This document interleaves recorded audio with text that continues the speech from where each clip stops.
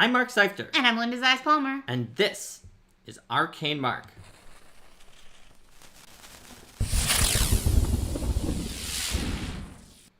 Hello, everybody. Hello, welcome to Arcane Mark. Today, we're going to be talking about how to handle any circumstance when it comes to your TTRPG game. Now, look, for most tabletop RPGs, whether that be Pathfinder, D&D, or even a narrative tabletop RPG, there's some kind of flow of gameplay that is the normal way things work. There's a sort of normal back and forth between the players and the GM. There might be a normal way to adjudicate how to handle the normal situations that appear in the book with these examples of play that are often in the book. You've got your typical terrains, your typical weather conditions, your typical amount of challenge. Your simple difficulty classes for games that have difficulty classes, or your basic examples of a certain threat level or complication for any other game. However, those can not only get you so far, especially when it comes to your own creativity, bringing more things into the mix, and your players who never are going to do exactly what you expect them to do, let alone exactly what the book expects a sort of a typical style of play is. Even if the book expects a typical style of play to be very improvisational and very loose, sometimes you'll have players who aren't loose or who do things in a way that's not expected even when the book says to expect the unexpected. Or it's just not even clear how are you supposed to translate what's going on into anything mechanically supported by the game. Right.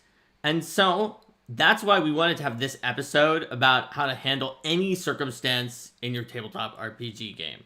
So look, a lot of the big tabletop RPGs have some kind of a system where you roll. For D&D and Pathfinder, it's a D20. It can be some number of dice. You might add a modifier to it, and you need to hit a target number. Sometimes you only take some of the dice you roll, and you don't even add them all together. Or sometimes you need to roll a certain number of successes, or dice above a certain number, or have a total above a certain amount. That's right. So one of the most fundamental ways to handle an unusual circumstance is to adjust the target number. Whether that's the number of successes, like Linda said, in games where you need multiple successes, or how hard it is to get a success. And that could be in terms of the target number or in terms of giving a bonus or a penalty to what the PCs are rolling. Each of those actually has a distinct and fundamentally different psychological effect on the players, even though the difference between telling someone they got a +2 on their roll and making the roll's difficulty 2 easier is mathematically exactly the same. Yes. But it feels, when someone's rolling it and then their total number is larger, it can feel more like a bigger success. Yes. If you make the number larger, it does add more math. But it feels like they did more. Whereas if you make the target lower, it makes it feel like what they had to do was easier. Yeah. Even though these are mathematically the same, they don't have the same feeling. Yeah. And I would say that, that in Pathfinder, sometimes you'll see situations where both of those come into play at the same time, because you're like, as a GM, you're like, well, I don't want to say that they get a +4 circumstance bonus to this. So I'm going to say that, part of the things that they do might be in making the situation easier, and part of them may be in making them, the PCs, more capable. So it's not an exact science. It's more just about, like, whether you want it to feel like, oh man, your number is really big. In general, players respond relatively all right to all of the things except for giving them a penalty, which they respond the worst to. Yes. Whereas if you tell them, yeah, you rule, you rock, you're great at this. Yes. But unfortunately, you're one of the best safe crackers in the kingdom, but unfortunately they bought the newest safe that was created by your nemesis, who makes the best safes in the kingdom and has been intentionally trying to make one you couldn't crack. And it's harder.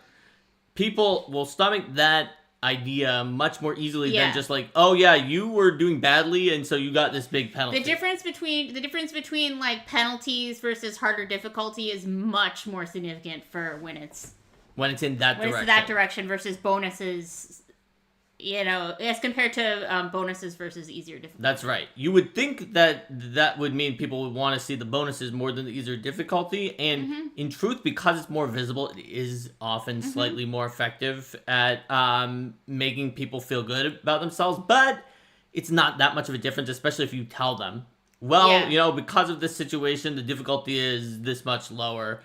So, like, there is a gap and in favor of giving them the bonus as opposed to lowering the difficulty, but it's not nearly as large as the difference between how people feel about being given a penalty compared to having a harder difficulty on what they're trying to do.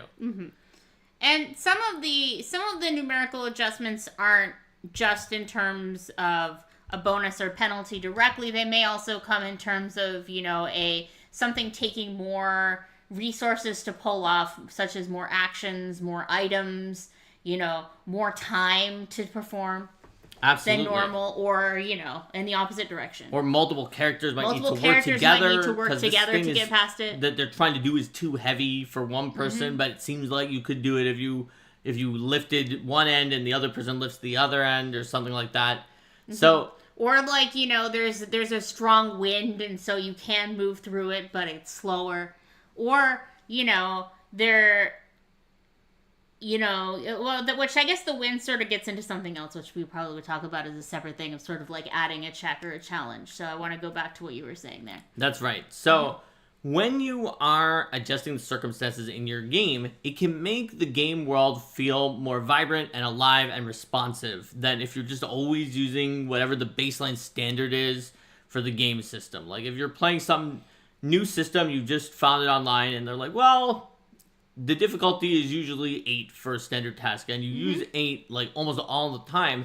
It's not bad for gameplay, but it can feel a little bit more alive and responsive if you're adjusting to your circumstances. That being said, there's a danger to adjusting to circumstances a little bit too uncarefully. And so what I want to say is when you are just kind of pulling in circumstances, you can do that on the fly. You can also do it on purpose ahead of time if you think of some unusual things that might have adjustments into the way that you normally run your game. But do try to jot something down or make a note when you do it. Because you'll want to check yourself at maybe the end of the session, maybe after a few sessions. If you have been doing like almost all negative circumstances, even if they were completely appropriate every single time, it's like, yeah, this makes sense. Like, it is true that they greased up that wall. The PCs did it themselves. It would have been harder to climb. Or, yeah, after that fireball and they were burning the trees, the trail in the woods the enemies had was a lot harder to find. Yeah. And even if they all made total sense, the psychological impact of the fact that all the circumstances were going against the PCs, even if they did it to themselves, it just feels a little more oppressive in the game. And maybe that's what you're trying to do. So, for example, maybe that's not normally something that you do, but the players are adventuring in some place that's particularly hostile, and so they encounter a lot of unfavorable circumstances for a session or two, and that helps being like, man, this usually isn't this hard, and now I'm glad that we've made it past this dangerous area. Another thing to watch with that is it's not just, the balance of positive and negative across the entire table. It's also, are you giving one of the players a lot more favorable circumstances compared to the others?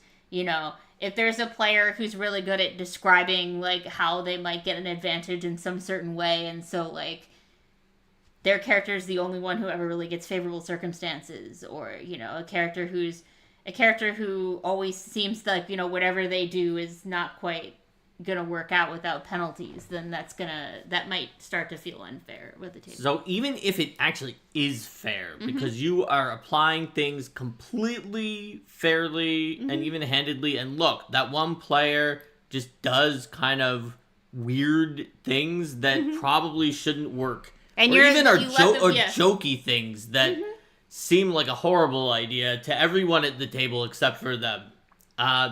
You still want to think about the psychology of how it feels to have the circumstances always going against you. And like we said before, maybe you're on the cursed island where it should feel that way for a little bit.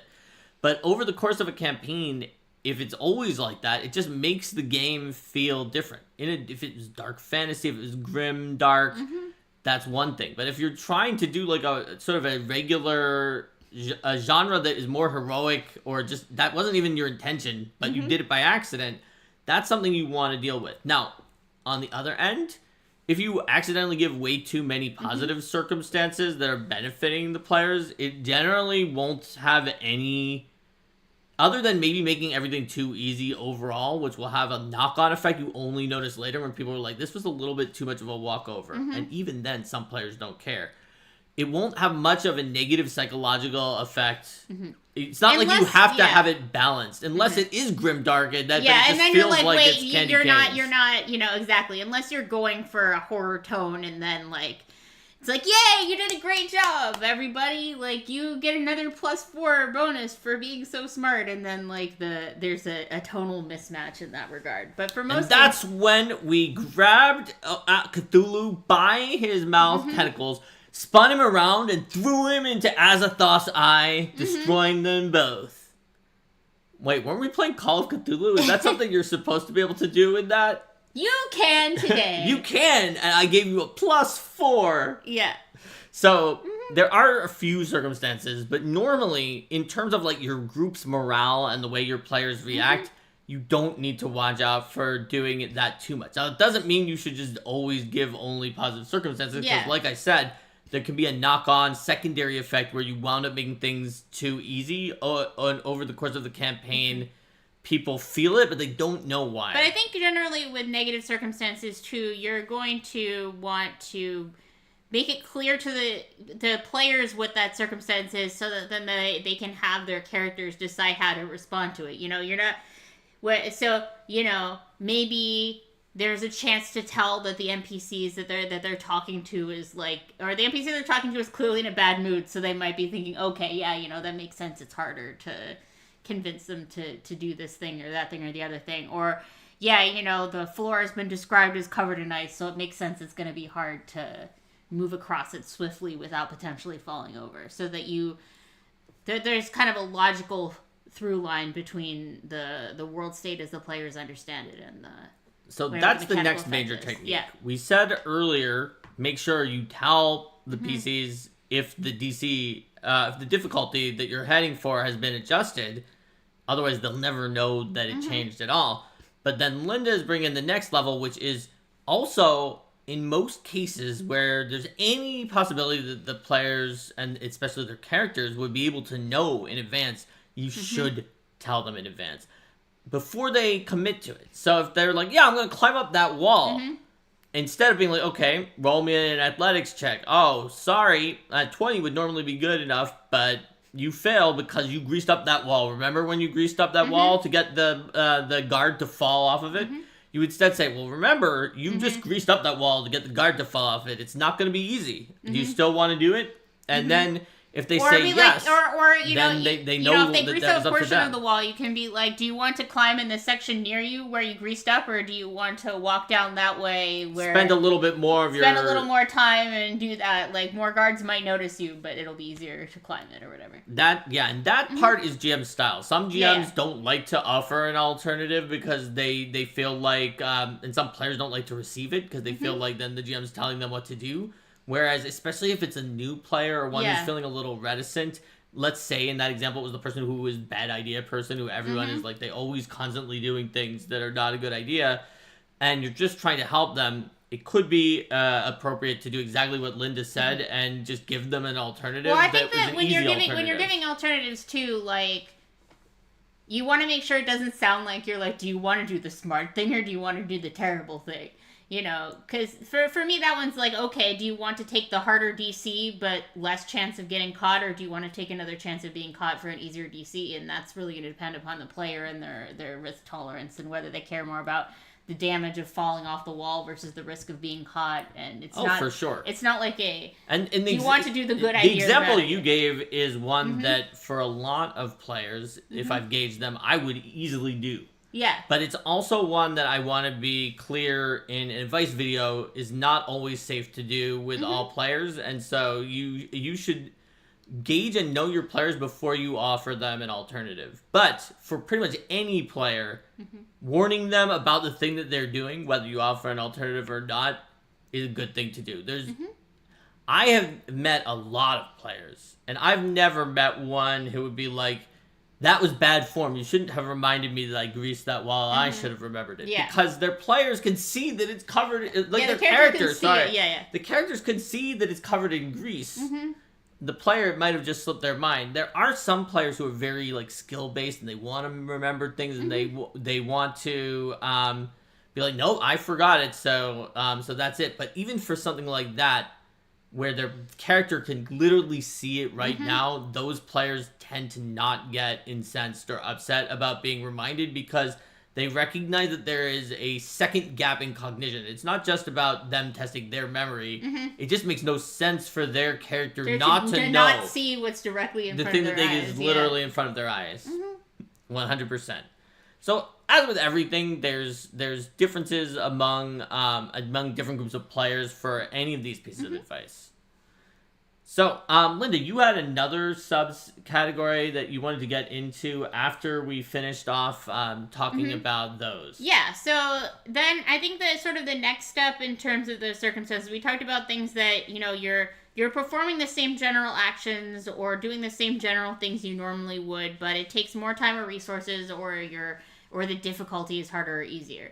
Then you kind of have the ones where there's an additional challenge that is introduced to represent the circumstance. Whether this is, needing to roll some kind of a saving throw to avoid damage or needing to roll some kind of check to overcome a circumstance or, maybe some other, like a debuff or buff that is applied as a result of the circumstance that's kind of like an overarching effect. And it could be an effect that's not automatic, but that instead is conditional. For instance, suppose there's something that normally in the game's usual circumstances, there's a particular thing that happens when you succeed on your check, and there's a particular thing that happens when you fail. But in this special circumstance, there's an additional bad thing that happens when you fail. Because in this case, it's not just that you fell and take a little bit of falling damage, but also, like, Godzilla is down below you and their mouth is open and it's going to take a bite out of you before you can start climbing again. Or you're going to fall through the laser array and set off the alarm. Exactly. So these circumstances, like Linda said, could be an additional challenge, which requires additional checks or plans and strategies from the characters of how they're going to overcome it. Could be a special effect or benefit or detriment that is active, and it can be something conditional that changes what happens on a success or failure, or in games with more than 2 degrees of success on any of the degrees of success. Yeah. And so when you take things into their different parts, that means you can adjust how easy or hard it is to succeed. You can adjust what it costs to even attempt it. And you can adjust what happens in the outcome.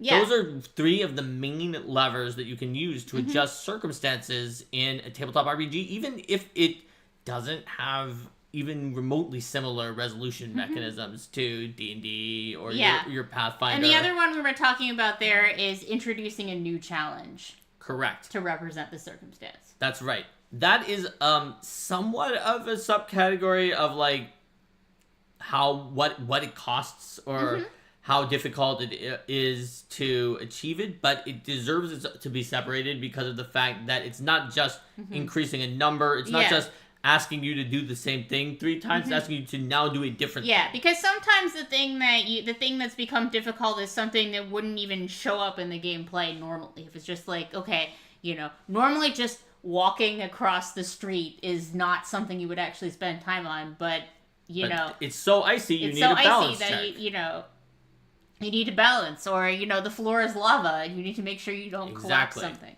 So In essence, actually, if you think about it, a lot of role-playing game mechanics, even the ones that are formalized in the game, are designed in exactly this way. Just the game happens to have the answer for you. For instance, in many RPGs, if you're opening a door, that takes either an action, or in D&D, like your interact or something like that, takes some amount of effort to do. But what if the door is locked?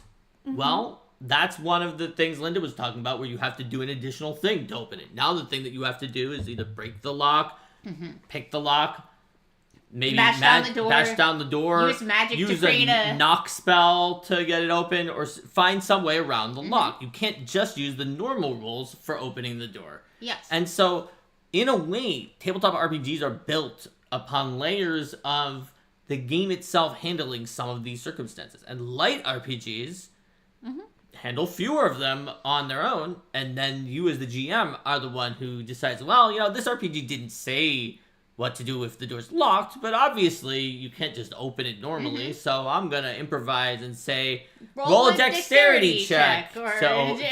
And to see if you open it or jam it and you can't get through. Yeah. Or a strength check if you want to bash it down. Same things. Like, you can wind up improvising that as a special circumstance in an RPG that's light enough that it doesn't say what to do. And so these exact principles can be used not just for GMing, but even for a little bit of game design when you're building your own RPG. Another thing to consider with circumstances is how severely positive or negative is the circumstance. How does that fit both with the story of what's going on and what is reasonable to throw at the characters as a challenge for their level? Because if there's some kind of god storm that makes it so that every creature that's outside takes 100 damage per round and can't move or whatever, then that's not a reasonable challenge to throw at a level 1 party, obviously. But nor would you want to say, like, oh, it's the Godstorm, but because it's the Godstorm that has destroyed civilizations, but because you're level 1, the only thing that does 1d6 damage. Does 1d6 damage, yeah. So you need to make sure that the story and fits. Be like, how did that destroy civilizations? You'd be like, well, 1d6 damage per round. After 1,000 rounds is 1,000 d6.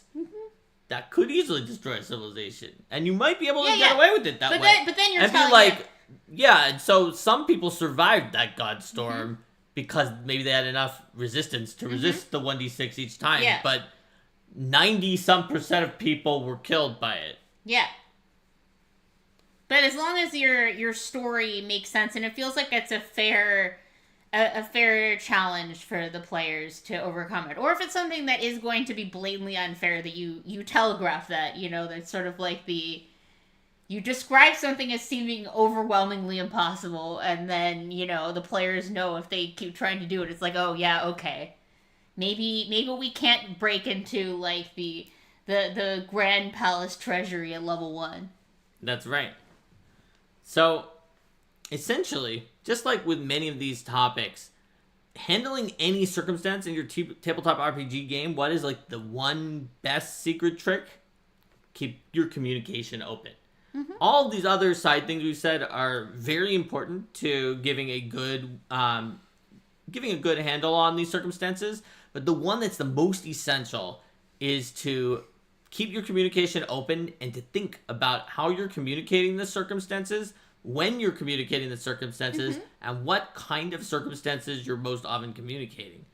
Another possibility when I was looking back and telling you all about count whether you're giving good or bad circumstances is, are you telling the players more about certain types of circumstances? Like, are you often telling them about the bad circumstances because you want them to know, well, that's what's going to make this harder, but then you just don't say anything? You don't say anything, you're like, okay, DC ones? -2, yeah, that's fine. You're like, yeah, this was a little easier, but then you didn't tell them? Yeah. That could be the case, and it could be that you're actually applying a lot of things in their favor that you just never say, but it could be worth telling them that it's easier, and just so that they know that you're not always ruling against them. And secondarily, especially if, for the same reason you really like, are you sure you want to climb that wall? You just greased it yourself. It's going to be hard.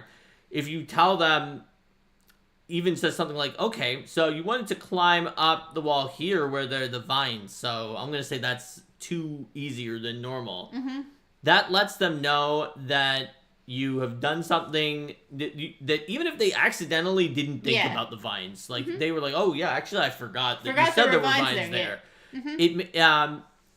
It makes them feel good if they did think about it. Even if they didn't, they'll be like, oh, that's cool. They're not going to feel bad that they accidentally went to the place because that was good. you're telling them that this information, and they may not, for some of the positive circumstances, they may not always know about those up front, but then they can know about them later, especially like for more of the knowledge-based ones. It would be like, well, this because you've studied thoroughly in the divine archives, and you recognize this symbolism from your studies or things like that. Yep. Or if it's something in a conversation where the PCs accidentally talked about something that the NPC really likes, you can just role play showing it, or even if you're not doing like lines in the voice of the NPC, you can just be like, the moment you started talking about like military history, her face just lights up and she starts going on a long rambling debate for you over whether General Adisfort's tactics in the Third Siege of Metendor were a genius or just completely lucky. Fortunately, with your role on Warfare Lore, you're able to keep up with her. Yeah, you're able to keep up with her extensive knowledge and hold your own in the debate, and it seems like she respects you a lot more for that. So you can just describe it afterwards. You don't necessarily... That's a situation where they wouldn't necessarily know in advance if they didn't like know about this NPC. So it wouldn't be like... It'd be like, okay, you're going to talk to this lady. I'm going to tell you, though, that she really likes warfare lore, or she wants to talk about war. It'd be like, why would you know that? It's the opposite of the situation with the wall that's covered in grease. There's no reason that you would know that. Unless the PCs use their knowledge to know this NPC. They succeeded and they're like, oh, or they've met this NPC before, or they remember that she talked about warfare the entire time last time, too. So it's very important that when you follow the advice in this video, that you don't just like willy-nilly just tell them everything. Tell the players what their PCs, what their characters would know. Make it seem fair. And sometimes it's, sometimes like you were saying there, it is an after the fact type thing that they didn't know going into it, but then they do know afterwards. Sometimes I'll also tell players after the session that's, if it wouldn't otherwise be obvious, it's like, wow, that idea was really great because XYZ, and if you hadn't done this, then this other difficult thing would have happened. Yeah, absolutely. Think about how you're going to use metagame comments like that in order to encourage players or to make them feel excited about their decisions. Like, for those kinds of comments, like, I personally enjoy making some of those once all decisions related to that situation are done. Like, let's say they finished a dungeon, they defeated the boss, they're moving on. That would be when I would talk to them about how, their plan made it so they were able to short-circuit these other encounters. Not while those other encounters are still around and might get messed up in metagame play. Absolutely. So, basically, to deal with unusual circumstances, what you need to do is understand how the normal circumstance works, then understand which dimensionality you're going to use to adjust that circumstance. And when you do, try to keep track of how you do so and how you communicate it to the players. If you do that, then you'll be able to handle any circumstance in your TTRPG in the game that you're running as a GM, and you'll be able to do it in a way that make the players feel excited and happy to have you making these rulings and adjudications rather than just kind of like groaning a little bit whenever things go out of the norm. One other thing that I would say to consider for circumstances is to consider what normal strategies are now off the table and what unusual strategies are now available. Absolutely. If you think about it from sort of both directions, then you can think about ways to make a situation feel truly different. It can be not only drawbacks or things that are closed off, but opportunities. Yeah, because not all situations the PCs face circumstances are going to be universally good or bad. And a lot of cases, an unusual circumstance may have things that the players can turn to their advantage if they're clever about it. Absolutely. All right. So, everyone, thanks for joining us here. Please like and subscribe if you're into this kind of content. And just for the last thing we're going to do here before we sign off, let's vote for next Next exciting episode. Tuesday's episode. Whether we will build a hazard here, whether we'll do a Q&A, Saved by Game Q&A, whether we'll talk about improvising in a rules-heavy system, whether we'll do an Arcane Mark plays of some kind of a computer game, whether we will do an Eldamon element or other. So let us know which one you're interested in by just put one of the numbers into chat. 1, 2, 3, 4, 5, and we're going to be 6. doing an Eldamon element on Saturday. We'll be putting up the poll for that shortly. Yes, we will. Looks like we have a first vote for 3. Improvising in a rules-heavy system. Oh, cool. Koja, you're going to start running SFS soon, potentially? That's awesome. That's great. I got to play a little bit of SFS 2 at Gen Con. Had fun with that. Another vote for 3. So I think that 3 is going to win it. So we'll do improvising in a rules-heavy system next Tuesday. And also, Nin has voted for 6 to make a trap, which is actually a hazard. It's actually a vote for 1. It's actually a vote for 1 because Build a Hazard Workshop includes building traps. That's true. Traps are, in fact, exactly within that mandate. Indeed. All right. So we will be, but just barely, it looks like the improvising in rules-heavy systems has won out. So we've done improvising episodes in Arcane Mark before, but we haven't done ones that are focused specifically on the idea of improvisation in a game where the rules actually might tell you what to do more often. So we're going to do that on our next episode of Arcane Mark on Tuesday. Yes. Our actual next episode is Eldamon. Don't miss it unless you want to miss it. Take care, everyone. See you.